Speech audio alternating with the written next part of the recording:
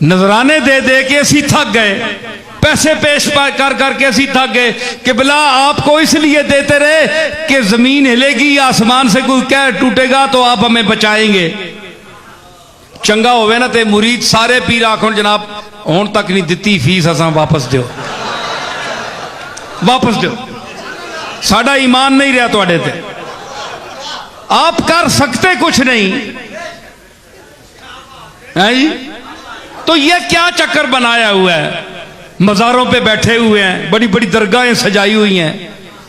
لوگوں کو کیا کیا اپنے متعلق نظریے قائم کرنے کا درس دلواتے ہیں، مولوی آپ کی خوشامد کرتے ہیں۔ اب یہ جو جیزس کرائسٹ کی تقریر ہے نا، خطبہ جو انہوں نے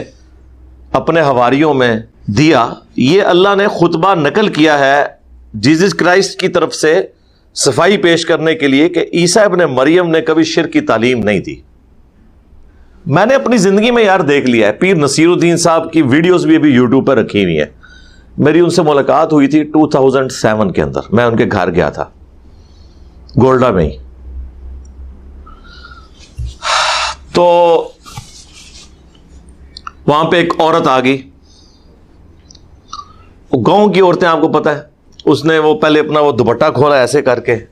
اس میں سے اس نے 50 روپے کا نوٹ نکالا اور وہ نا پیر صاحب کو نذرانے کے طور پر نا ایسے اس نے ایسے آگے کیا نا، تو ان کے پر کر ایک ہی انہوں نے کہا نذرانہ ہے، وہ پھر آگے آگے کر انہوں نے نوٹ پکڑ کے ایسے پیچھے پھینکا، چلے تو منو بھی مروائیں گی آپ بھی مریں گی۔ حالانکہ وہیں پہ ان کے اور لوگ بیٹھے ہوئے ہیں جو 5 روپے کا سکہ بھی چھوڑتے نہیں ہیں، وہ غریب غریب لوگ آئے ہوتے ہیں، اور ان کی گاڑیاں وہ ہیں جو 1 منٹ کے اندر 500 کا پیٹرول پھونک دیتی ہیں، اور وہ 500 کے اندر وہ 100 عورتیں ہیں جن کے 5-5 روپے کے سکے ہیں، وہ ایڈ ہو گئے،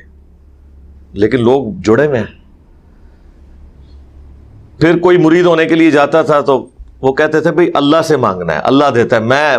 ماں کسی کا کچھ نہ کر سکتا، اللہ کو لو منگو، وہ جو ان کی پٹواری لینگویج۔ تو آج ان کو فوت ہوئے بمشکل 10-12 سال ہوئے ہیں، ان کے بیٹے اسی گدی پہ بیٹھے ہوئے ہیں، جگہ جگہ وہ عرس کی محفلیں کرواتے ہیں، اور اس کے اوپر لکھا ہوتا ہے حق نصیر یا نصیر۔ وہ شخص جو پوری زندگی گاڈ اورینٹڈ رہا ہے، توحید کا درس دیتا رہا ہے، ان کی کتابیں ابھی تک ان کے سٹالز کے اوپر بک رہی ہیں گولڈا کے E11 کے اندر، گولڈا شریف آپ چلے جائیں تو ان کے سٹال کے اوپر ان کی پیری مریدی کی شرح حیثیت ایک کتاب ہے، پیروں کا انہوں نے کچھ نہیں چھوڑا اس کتاب کے اندر۔ دوسری کتاب ان کی اعانت اور استعانت کی شرح حیثیت، یعنی آپ نے اللہ ہی سے مدد مانگنی ہے، ایاک نعبد و ایاک نستعین۔ اس میں انہوں نے خود اپنے جو مکتب فکر کے علماء ہیں ان کے اوپر بھی گرفت کی ہے۔ تیسرا انہوں نے شیخ عبد القادر جیلانی، جن کے نام کے اوپر آپ سمجھ لیں پورا شرک کھڑا کیا ہوا ہے یہاں پہ لوگوں نے، ان کی ایک کتاب ہے فتوح الغیب، توحید کے اوپر ننگی تلوار ہے، وہ عربی میں وہ کتاب ہے، اس میں سے انہوں نے چند ایک جو ہے نا کوٹیشنز اس میں کوٹ کی ہیں۔ الجواہر التوحیدیہ فی التعلیمات الغوثیہ، توحید کے موتی شیخ عبد القادر جیلانی کی تعلیمات کی روشنی میں، یہ اس کتاب کا،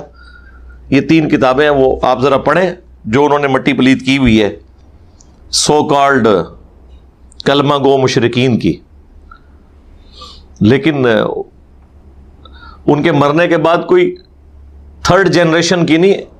فوراً بعد ان کی اولاد ان کے نام کے اوپر کیا کر رہی ہے۔ اس سے آپ اندازہ لگائیں کہ پرانے بزرگوں کے ساتھ بھی جو چیزیں لوگوں نے منسوب کی ہیں، میجارٹی کیس میں ایسا ہی ہوتا تھا۔ کہیں ہو سکتا ہے کہ وہ بندہ بھی خود بھی خراب ہو، لیکن یہ بھی چانسز ہیں۔ اب عیسیٰ ابن مریم کے بارے میں تو ہم ڈیفینیٹلی کہہ سکتے ہیں، جن کی صفائی اللہ پیش کر رہا ہے کہ انہوں نے کبھی شرک کی تعلیمات نہیں دی، ہمیشہ توحید بیان کی ہے، ان کو ہم کرٹیسائز نہیں کر سکتے۔ اور یہاں پر ہمارے نبی علیہ السلام کے نام کے اوپر بھی کیا کچھ نہیں لوگوں نے کیا، جبکہ قرآن محفوظ، آپ علیہ السلام کی تعلیمات محفوظ، وہ اتنی محفوظ ہیں کہ وہ عوام سے محفوظ کر کے رکھی ہوئی ہیں علماء نے. ہاں میں تو اتنا یہ خلاف ہوں نا، یہ جو غلاف لپیٹا جاتا ہے قرآن کے اوپر، آپ مسجد میں کبھی کمفرٹیبل نہیں ہوں گے ایسے قرآن کو اٹھانے میں جس کے اوپر آپ کو 5 منٹ کا تردد ہو. ایسے ایسے پہلے کھولیں پھر نکالیں. اور عموماً ترجمے والے قرآن جو ہوتے ہیں نا وہ ذرا مہنگے ہوتے ہیں، خوبصورت، وہ انہی غلافوں کے اندر ہوتے ہیں، اس کو تو کوئی ہاتھ لگاتا نہیں. غلاف کا کیا کام ہے بھائی؟ پھر آج کے اس ماڈرن دور کے اندر جبکہ مسجدیں ڈسٹ پروف ہیں، باقاعدہ ایلومینیم کی الماریاں بنی ہوئی ہیں، شیشے لگے ہوئے ہیں، اس میں بھی آپ نے غلاف کے اندر لپیٹا ہوا ہے، وہ کس نے کھولنا ہے؟ ایک یہ عذاب ڈالا، دوسرا یہ عذاب ڈال دیا کہ وضو کے بغیر آپ قرآن کو ہاتھ نہیں لگا سکتے. جو میری کتاب زندگی ہے، جو ہر وقت کی میری ضرورت ہے، اس کے لیے یہ پروٹوکول بتا دیا. بھائی جس چیز کے لیے پروٹوکول اللہ نے بتانا تھا وہ قرآن میں بتا دیا ہے کہ جب تم نماز کے لیے کھڑے ہو تو پھر تم نے وضو کر لینا ہے. سورۃ المائدہ میں وہ طریقہ بھی آ گیا.